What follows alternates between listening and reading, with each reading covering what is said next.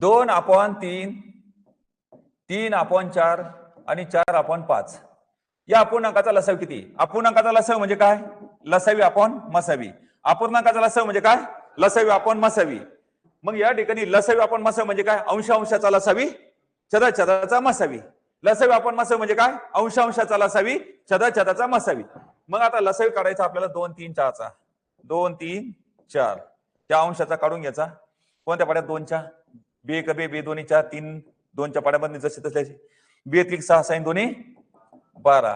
त्याच्यानंतर मसावी कोणाचा काढायचा? 3, 4 आणि 5. हे एका पाड्यामध्ये आहे का? नाही. यांचा मसावी किती येतो? एकच. तर म्हणजे 12/1 म्हणजे किती? 12. याचं उत्तर किती आहे सांगा? 12. आता पुढे पहा. 2/5, 3/10, 4/15, 5/20 या अपूर्णांकाचा मसावी किती? तर आता 2/5, 3/10, 4/15 आणि 5/20 आहे. तर यांचा काय करायचा? मसावी काढायचा. मग सांगा अपूर्णांकाचा मसावी म्हणजे काय? मसावी अपॉन लसावी. म्हणजे म वर ठेवायचंय. लसावी काढायचं सांगितलं तर ल वर ठेवायचंय. सांगा अपूर्णांकाचा मसावी म्हणजे काय? मसावी अपॉन लसावी.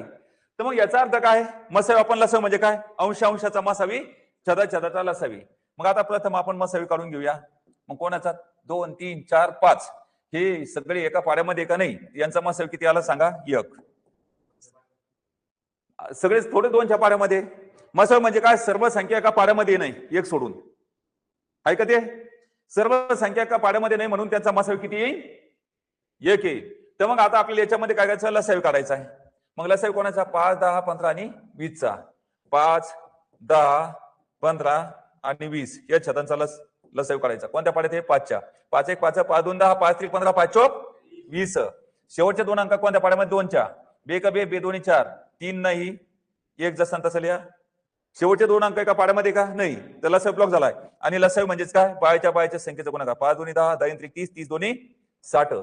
याचं उत्तर काय सांगा? 1/60. पर्याय क्रमांक 4.